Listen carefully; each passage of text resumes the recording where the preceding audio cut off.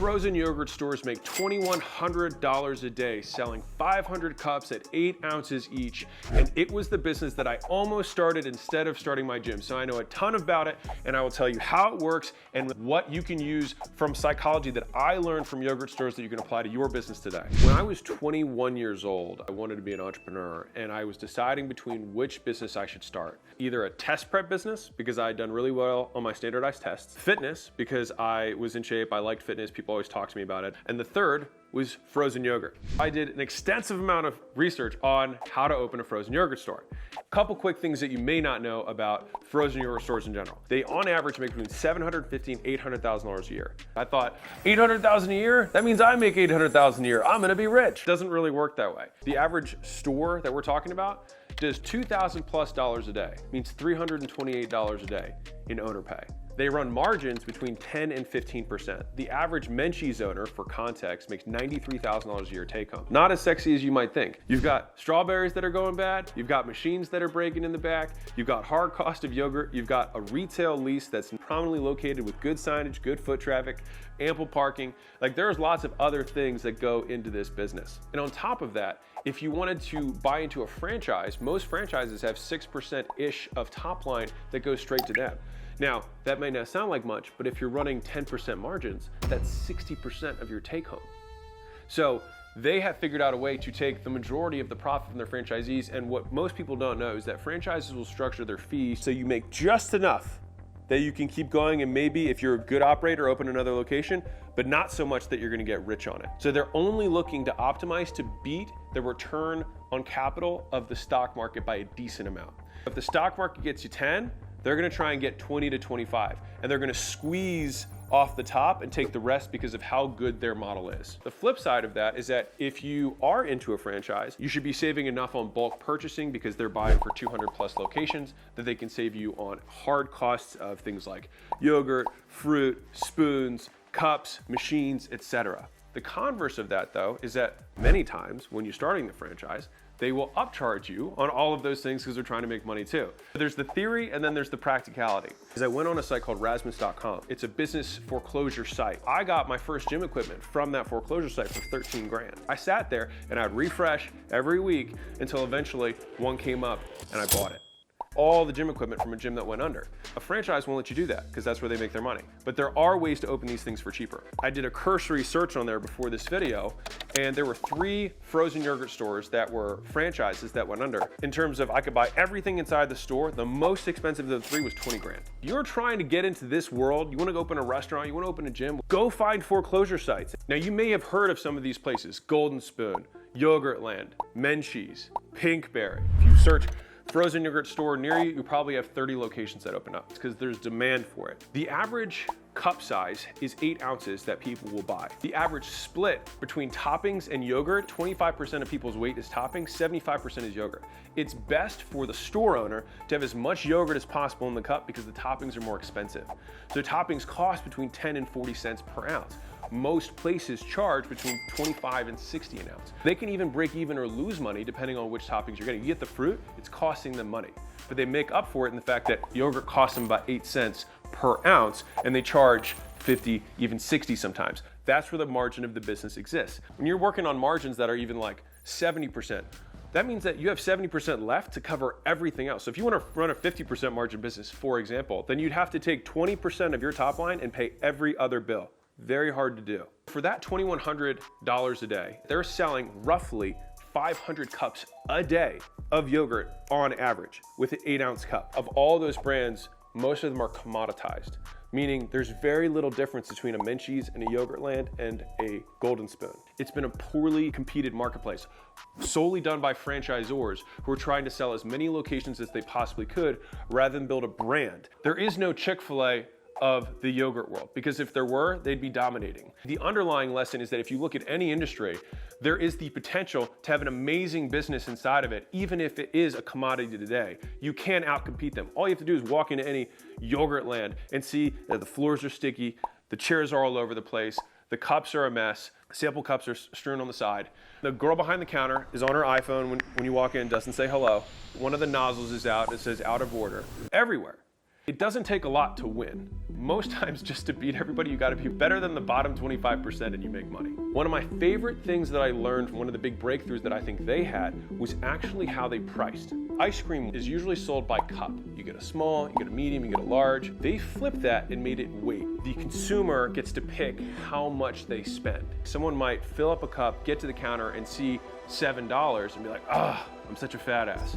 Rather than when you buy one off the shelf and then you see the $7, you're like, wow, this place is so expensive. Because there's an element of control on the consumer side, they are the ones who bear some of the accountability or responsibility for that fact. The second thing that they did that I thought was brilliant, they used to have small, normal sized cups at Yogurtland. Someone, I will bet you, a few years ago, ran out of small cups. And then people only had the medium and large cups left. And they realized that at the end of the day, their sales probably went up by 20 or 30%.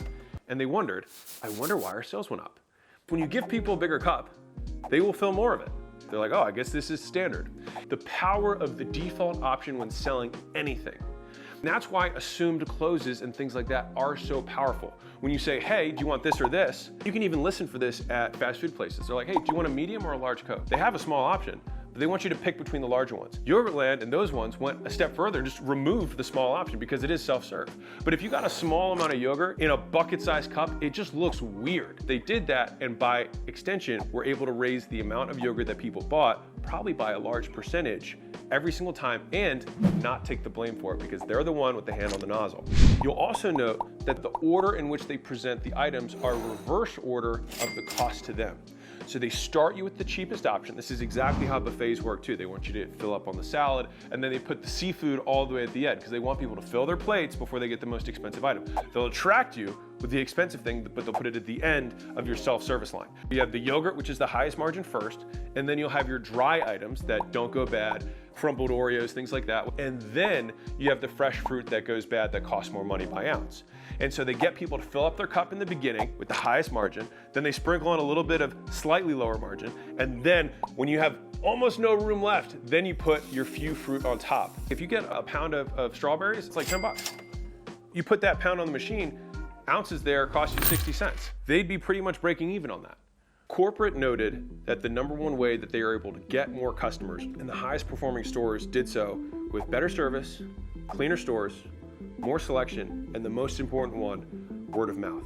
So when you have an average ticket that's so low, like yogurt cups, and you have margin even on that tiny little cup, the only profitable way to really acquire customers is either word of mouth or affiliates, meaning other businesses that send you business. They double down on that. Now, when they started years ago, Google search was cheap enough that they could actually drive pay-per-click campaigns to get people to their locations.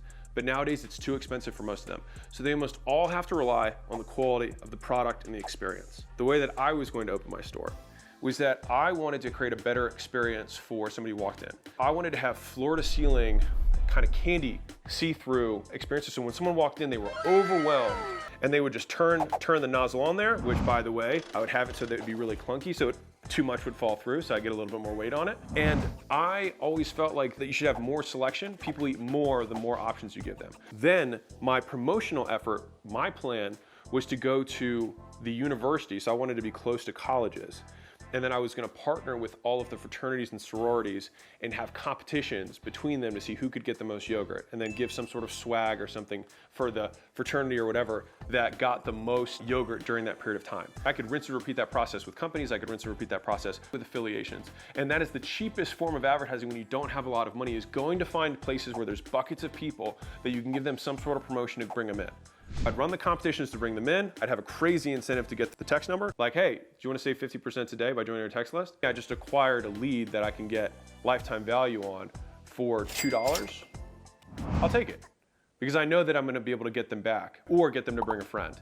And I want to be able to remind them of my store on a regular basis. So if you're looking at stuff that you can model from the yogurt businesses and also not do that they're doing poorly, number one, when you have the option to give a customer the ability to pick their own pricing by usage, do it.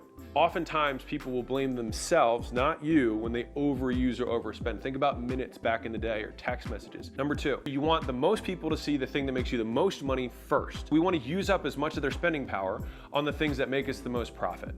Number 3, if you have a type of product or service where someone can sample multiple things, the more things you offer them, the more things they will ultimately buy and consume. Number 4, if you are starting a business, unless it's something brand new and completely radical, there's likely somebody who started a business just like yours who failed. And you can oftentimes buy all their stuff for 10 cents or 5 cents on the dollar and dramatically decrease your startup costs. You can get a decent amount of actual equipment for that amount of money when you go to the right seller. And that is a motivated seller. Number 5, the power of the default option. The fact that they went from removing the tiny cups to only giving large and bucket-sized cups for yogurt encouraged people to use more yogurt themselves. And they do that because it looks silly in comparison. 6, when you're trying to promote something that costs very little money, especially consumer products, it's very difficult to acquire customers with paid advertising profitably. That's why a lot of these places raise funding. If you don't have tons of cash and you're not funded, then the 2 most profitable strategies for acquiring customers, you get word of mouth, which is referrals. It's not just having a very good product, which is important, but reminding and encouraging people to share it. My podcast, I just decided to say, hey guys, if you could leave a review and share this with somebody, that would be great. As soon as we did that, we 20x'd the number of reviews that we were getting, and our growth skyrocketed, just because I asked. By the way, click subscribe and notification bell and all those things, and share this and tag me.